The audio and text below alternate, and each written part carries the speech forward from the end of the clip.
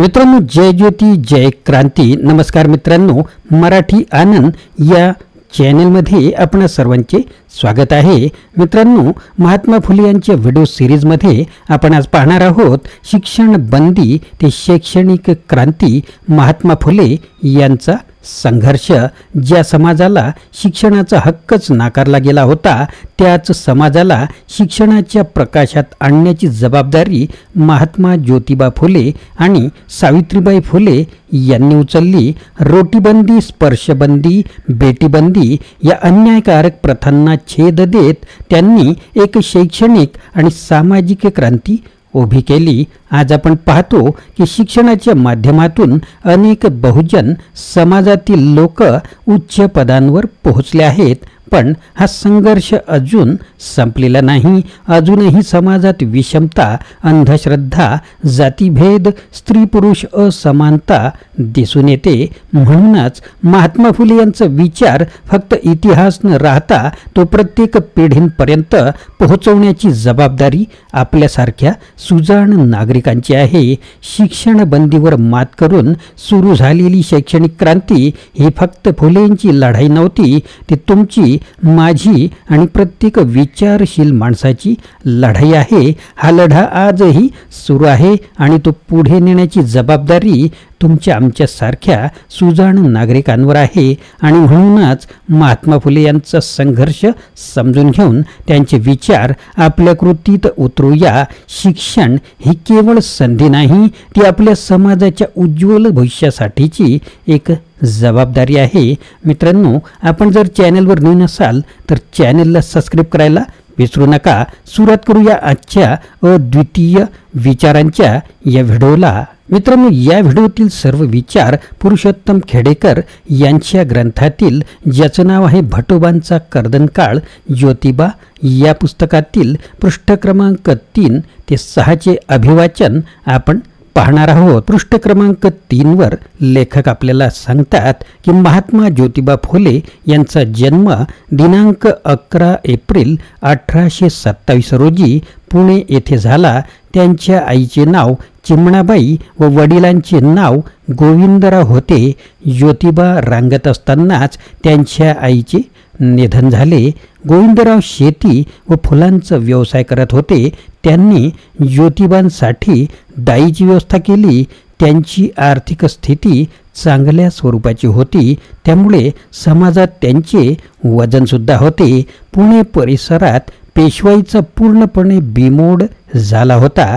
British सत्ता शासन प्रशासन राबवित होती, त्यामुळे मनुस्मृती संहितेतील बहुजन समाजावर लादलेली शिक्षण बंदी उठलेली होती.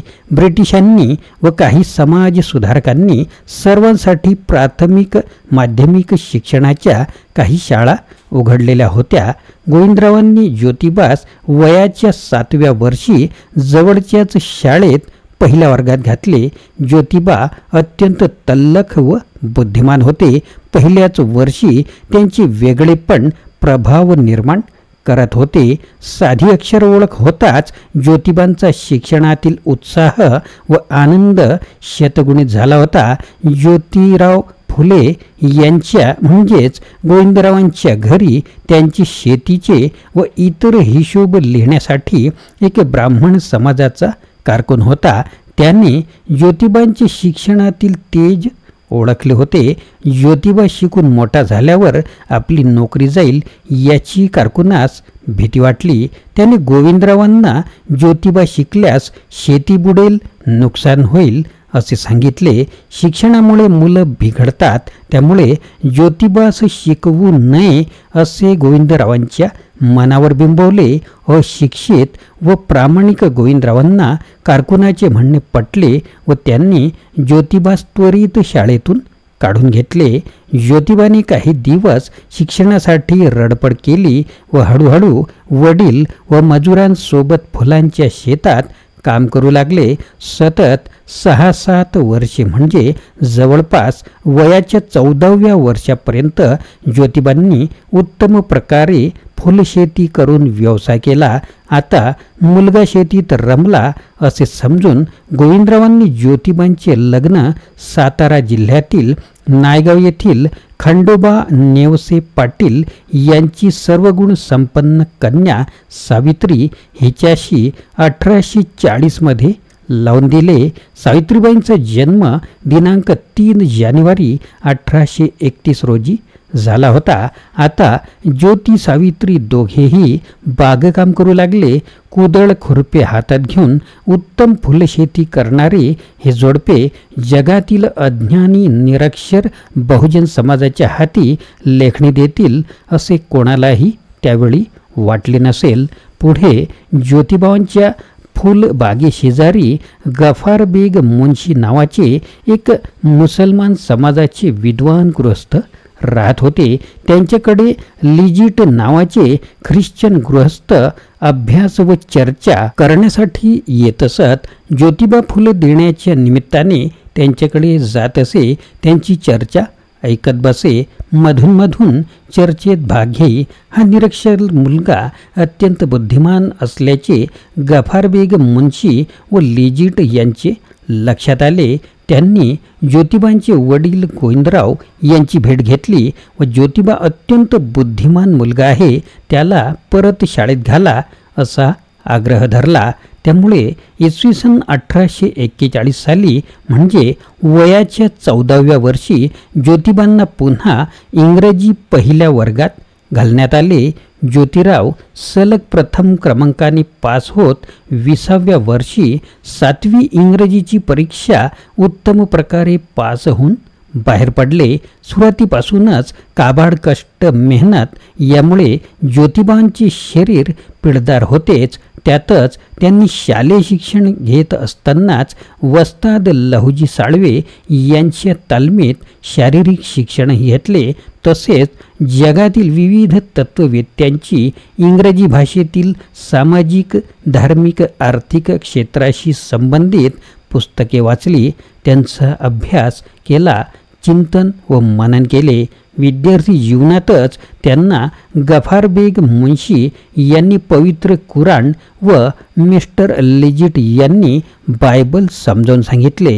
हिंदू धर्मातील विविध ग्रंथ त्यांनी वाचले. थोडक्यात विद्यार्थी जीवनातच ज्योतिरावांची जगातील प्रमुख धर्मांची बैठक बरीच पक्की झाली होती. ज्योतिबांना मराठी, इंग्रजी, हिंदी, संस्कृत, उर्दू, मोडी भाषा लिहिता, बोलता, वाचता येत होत्या. पेशवाईत व विशेषतः उत्तर पेशवाईत पुण्यात बहुजन समाजाने भोगलेला त्रास ज्योतिबांनी अनुभवला होता. त्यामुळेच इथे ब्रिटिशांचे कायद्याचे सरकार आहे ही बाब बहुजन समाजास विकासासाठी पोषक असल्याची त्यांना ह्याच वयात जाणीव झाली. वय 20 वर्षे इसवी सन 1847 मध्ये. पुढे शालेय शिक्षण संपल्यावर काही दिवसांनी ज्योतिबांच्या एका ब्राह्मण मित्राचे लग्न होते. त्याने ज्योतिबास लग्नाचे निमंत्रण देऊन आलेच पाहिजे असा आग्रह केला. पुढे लग्नाच्या वरातीत ज्योतिबा सर्व ब्राह्मण वऱ्हाडी मंडळीसोबत चालत होते. उंचपुरा, धिप्पाड, राकड, तेजस्वी, तरण्याबाण ज्योतिबास पाहून वऱ्हाडी मंडळी कुजबुज सुरू करत होते. ज्योतिबा हा ब्राह्मण नसताना आपल्यासोबत चालतो याचा वऱ्हाडास म्हणजे ब्राह्मणांना प्रचंड राग आला. त्यातील कर्मठ सनातनी ब्राह्मणांनी ज्योतिबास वरातीतून अपमानित करून हाकलून लावले. ज्योतिबा तेथून घरी आले. वडील गोविंदराव यांना ही हकीकत सांगितली.